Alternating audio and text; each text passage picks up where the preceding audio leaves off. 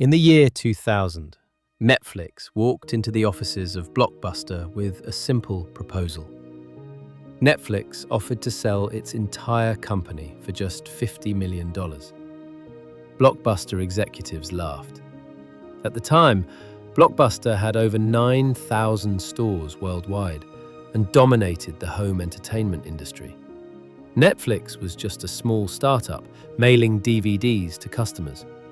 But within 10 years, Blockbuster would be bankrupt, and Netflix would become one of the most powerful media companies on the planet. Netflix didn't just disrupt video rentals, it completely changed how the world watches entertainment. But today, the company that once dominated streaming is facing its biggest challenge yet. The streaming wars are intensifying, competition is everywhere, and millions of users are questioning their subscriptions. So the question is Netflix starting to lose control? To understand that, we need to go back to the beginning. Chapter 1. The birth of Netflix.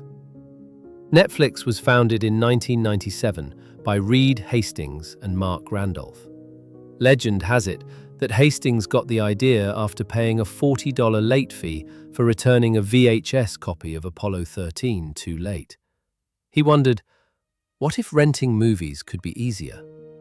At the time, renting movies meant driving to a video store like Blockbuster, hoping the movie you wanted wasn't already rented out. Netflix introduced something completely different. Customers could go online, choose a DVD, and Netflix would mail it directly to their home. No late fees, no driving to a store, just convenience. But the real innovation came in 1999. Netflix launched its subscription model. For a fixed monthly price, customers could rent as many DVDs as they wanted. This was revolutionary. Instead of paying per rental, people paid for unlimited access. And slowly, Netflix began to grow. But no one expected what would happen next. Chapter 2. The Fall of Blockbuster. In the early 2000s, Blockbuster was still the king of movie rentals.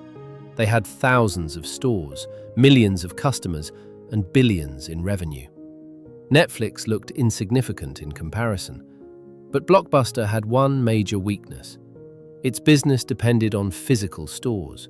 Netflix, on the other hand, was building a business based entirely on the internet. In 2007, Netflix made a move that would change the entertainment industry forever. They launched streaming. For the first time, customers could watch movies instantly online. No DVDs, no waiting, just click and watch. At first, the streaming library was small, but the idea was revolutionary. Netflix wasn't just a rental company anymore, it was becoming a technology company. Blockbuster tried to react too late. By the time they launched their own streaming service, it was already over. In 2010, Blockbuster filed for bankruptcy. Netflix had won. Chapter 3. The Streaming Empire. During the 2000s and 10s, Netflix grew at an unbelievable pace. The company expanded globally. Within a few years, Netflix was available in over 190 countries. Millions of people subscribed. Then, Netflix made another game-changing decision. Instead of just distributing content, they would produce their own. In 2013, Netflix released its first major original series, House of Cards. The show was a massive success. It proved that a streaming company could produce television as good as Hollywood studios. Soon after came hit after hit. Stranger Things, Narcos, The Crown, Money Heist. Netflix became more than a streaming service, it became a global entertainment powerhouse. At its peak, Netflix had over 230 million subscribers worldwide. But success attracts competition. And soon, the streaming landscape began to change. Chapter 4. The Streaming Wars. For years, Netflix dominated streaming. But eventually, the biggest media companies in the world realized something important.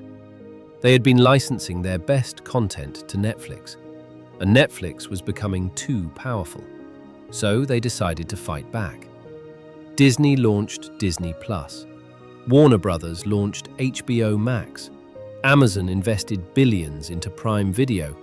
Apple launched Apple TV Plus. Suddenly, Netflix was no longer alone. The streaming wars had begun, and things got even worse. Many studios started pulling their content from Netflix. Shows like The Office and Friends, which were some of Netflix's most popular titles, disappeared from the platform. Netflix now had to rely heavily on its own original content, and producing content is expensive, very expensive. Netflix now spends over $17 billion per year on content. The pressure was increasing. And then another major problem emerged. Chapter 5: The Password Sharing Crisis. For years, Netflix allowed users to share their accounts. Friends shared passwords, families shared accounts, even entire households shared subscriptions. It became a common joke. Whose Netflix account are we using? But Netflix realized something shocking. Over 100 million households were watching Netflix without paying. That meant billions in lost revenue. So, in 2023, Netflix made a controversial decision. They cracked down on password sharing. Users now had to pay extra if they wanted to share their account outside their household. Many people were furious. Some users cancelled their subscriptions. Critics said Netflix was becoming greedy. But something unexpected happened. Instead of losing subscribers, Netflix gained millions of new ones. Many people who had been sharing accounts simply created their own subscriptions. Still, the controversy damaged Netflix's reputation, and the competition continued to grow. Chapter 6: The Real Challenge. Today, Netflix faces a very different market than it did 10 years ago. The streaming industry is crowded. Consumers now have dozens of platforms to choose from: Disney Plus, HBO Max, Amazon Prime, Apple TV Plus, and many more.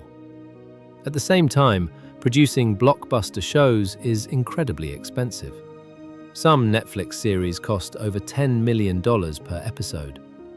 To stay competitive, Netflix must constantly create new hits. But not every show succeeds. And when a show fails, the losses can be enormous. Growth is also slowing down. In many countries, the streaming market is already saturated. Almost everyone who wants Netflix already has it, which means Netflix must find new ways to grow. Chapter 7: Netflix's Next Strategy. To stay ahead, Netflix is trying new strategies. One of the biggest changes is advertising. For years, Netflix refused to include ads. But recently, the company launched a cheaper subscription plan with advertising.